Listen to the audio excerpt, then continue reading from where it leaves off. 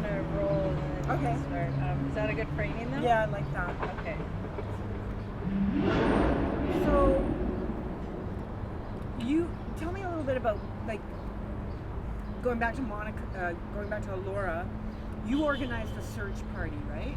Yeah, so once we found, well, actually, when we found out she wasn't in jail or anything, I was in contact with her family. And that's when I pushed them to go do a missing persons reports. At that time, the police were very hesitant because they knew Laura, that she was homeless, she was transient, she was a sex worker.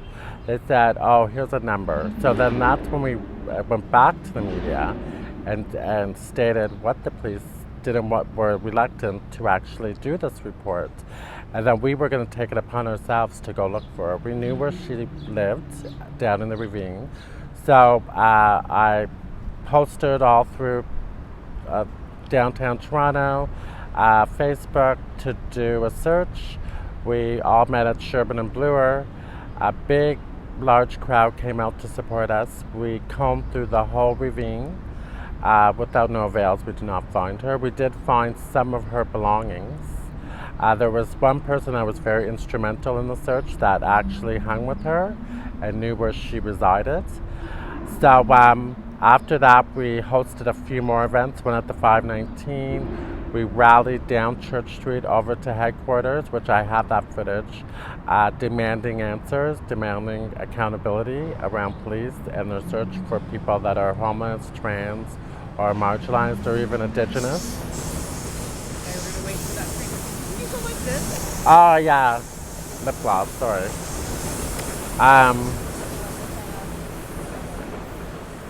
So once the news started rolling in, that's when Beck, a woman that lives in the area, found the body and notified Maggie's right away that there was a trans body found. That's when we demanded answers from the police.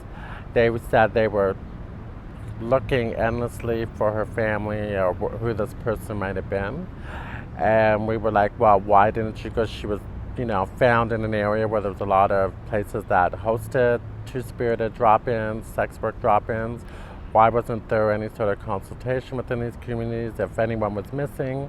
So from there, finally DNA was done and we found out early December, just actually a few days after, no, early December, we found out that it was Laura Wells. And then we hosted at the sanctuary where she went a lot, a place where a lot of Indigenous people, they work really hard, very cohesively with the Indigenous community. We hosted her memorial there. And then I'm going to ask you to talk about the GoFundMe that Okay. you raised for the funeral. And then Okay, so then once we did the memorial for communities, here, I'm going to just ask you to start again. okay, so we had the memorial at the sanctuary. This was a place for a lot of people to come together. Oh God. They're killing it.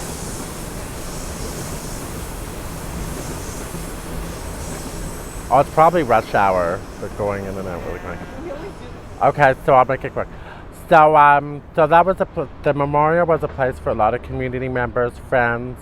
We reached out to her family to come together, talk about Laura, talk about how she changed people's lives, to remember her, and that she was missed and loved. And then I did a GoFundMe page because her family had no money. We weren't sure if we could get money through the welfare and stuff, so the GoFundMe raised $10,000, so we were able to bring her family in from across the country, give them some money while they were here, give her a nice farewell at her funeral. And the rest of the money was put towards the Laura Wells Fund, which hosts a monthly two-spirited trans support group, and which we're still building on. We're actually, we're getting more donations, and it's a space where trans people can be themselves, talk about some of the hardships in their lives, empower them to stay safe, give them resources, and just support them where they're at. And it's led by them. And it's just a space that's well needed in our big city of Toronto. So. Great. So I'm actually now, imagine that this is the beginning of the film and you're going to just say that No More Silence, I just want you to talk about how No More Silence approached you and the Alora Wells Fund Okay. to collaborate on this project. Okay. Okay. So, the No More Silence approached me, Monica Forrester from Maggie's Toronto, that hosts the Laura Wells Foundation, and Drop In to bring more awareness to the violence, systemic violence, police violence, spousal violence, societal violence that a lot of two-spirited and trans people face in their communities, and non-binary people. And I think this is a learning, I felt this would be a great learning tool for service providers to be aware of some of the experiences that two-spirit people experience or endure daily in their lives. And also a tool, oh yeah.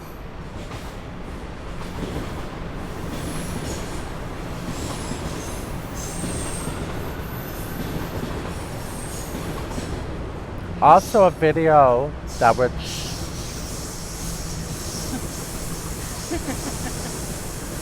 So can you just say it shorter? Just say that No More Silence approach. You don't have to say me, Monica Forrester. Just that when No More Silence approached me and the Alora Wells Fund to create a video for service providers. Okay. I thought that was a really great idea because they often compound the trauma that just sort of going to feed it to you.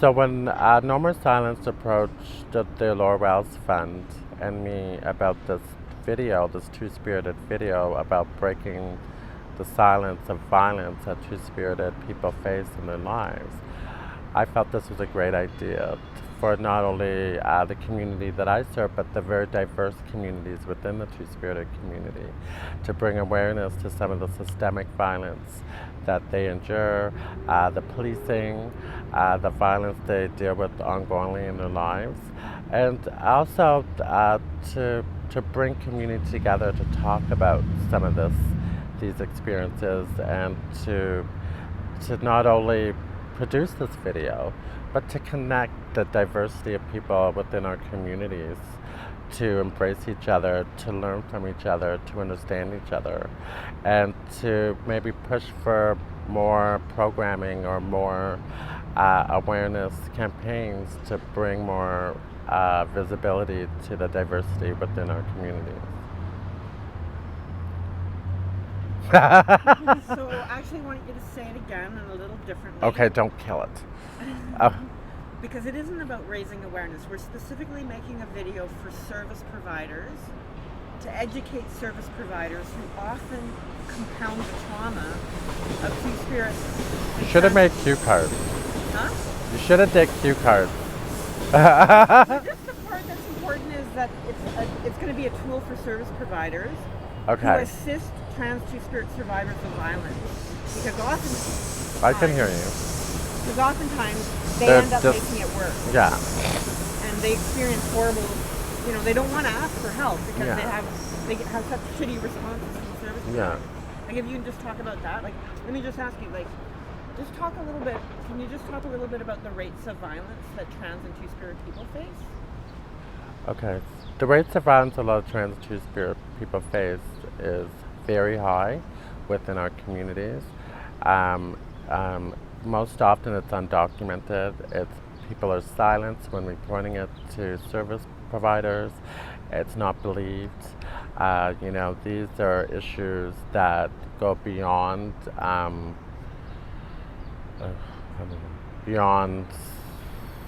the community.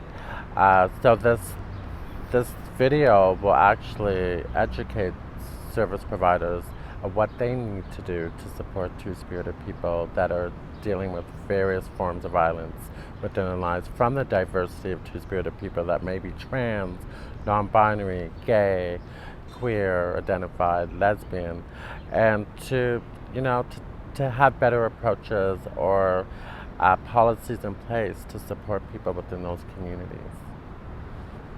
So what do people share with you when they come to the the Aurora Wells support group or to Maggie's about the experiences that they have with service providers? What kind of things go wrong there? Well, the experiences they experience is that a lot of service providers are not educated or have not educated on how to best support two-spirited and trans people around the violence. They don't have protocols in place or programs or services that actually can support people through these issues, which is we're still in the we're still dealing with the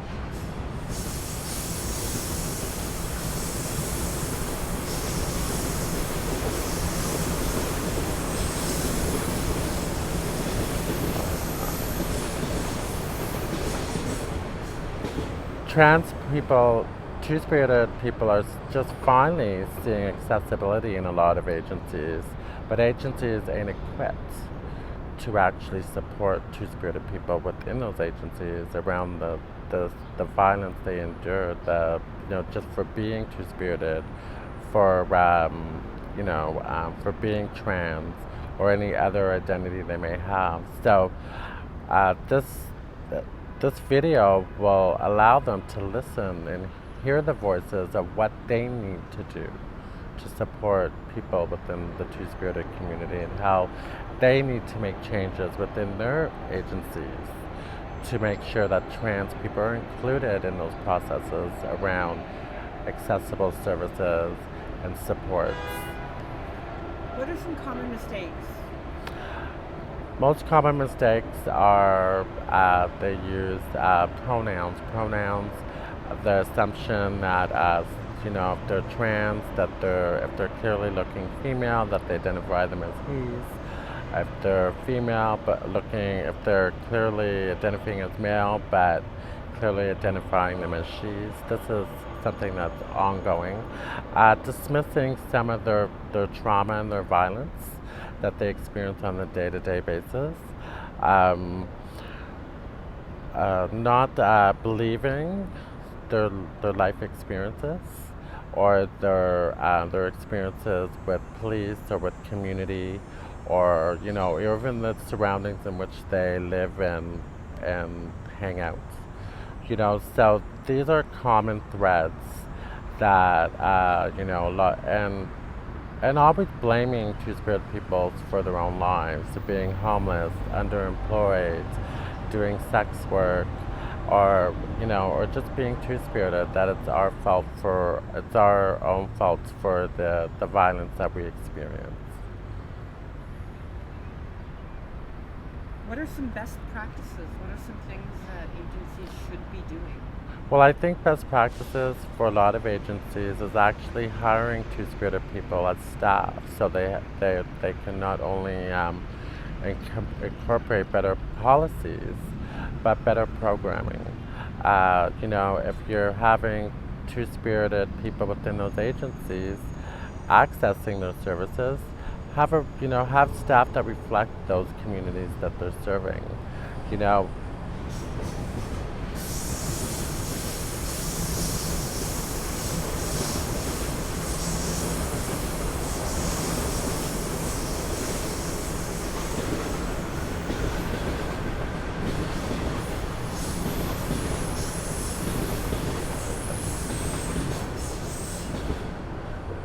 Have consultations within the communities that access your services, especially two-spirited people. Ask them, what do they need? What do they want? Don't make assumptions that we need the same things as other people. Don't take it upon yourself to be intrusive and ask trans people about their bodies and their lifestyles. That's pressuring two-spirited people and, opening them up to more discrimination and stigma. You need to do your own research within community and how you can best put supports in place to make your services more accessible for all two-spirited people. There are many agencies in Toronto like Maggie's, Two-Spirited First Nations that do extensive trainings around two-spirited people. So reach out, do your own research, and if you need to have consultations within community members or people that work in the community that can best support you through this process.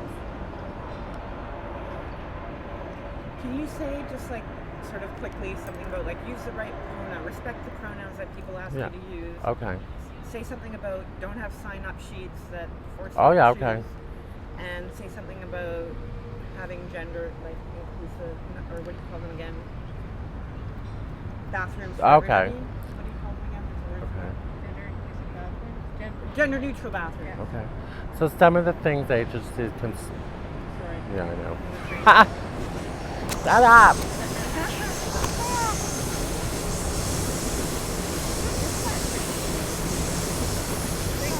At the same time. Yeah, it is subway. It is something. Yeah. So some of the things that agencies can do to be more proactive when working with two-spirited people is to have sign-up sheets that have female, male, two-spirit, or other. It allows two-spirit people to self-identify the way they want to. Make sure you have bathrooms that gender-neutral bathrooms. So two-spirit people, if they feel they don't want to be conformed to going to a female or a male's bathroom, that they can go to a bathroom that's gender-neutral. Make sure that you're, instead of assuming a gender or an identity, is to ask. Ask, how do you self-identify? Don't make assumptions by the way the person looks or how they act. Make sure you have policies in place that actually will support two-spirited people within the agency around accessibility and non-discriminatory practices. So there's a lot of things you can do. You can work with policymakers within the two-spirited community to make sure these policies they're written in stone, so no two-spirited person will experience discrimination or stigma when accessing services. So there's so many things you can do to be proactive and to support two-spirit people in our big city of Toronto. Okay, is there something that comes to mind, maybe to your mind or mind? Okay, I think we hit it all. So, but if there's other things, I can come in and we can do more. Or possibly tomorrow we can get. You wear the same clothes tomorrow? Can you wear the same clothes? Why? Well, because otherwise it'll. I can. What? I guess. Well, I can wear the bikini, yeah, if you want me to. Huh? If you want me to. Yeah, I think it kind of can be weird if we're using it for the same piece that you're talking about something, and then we need to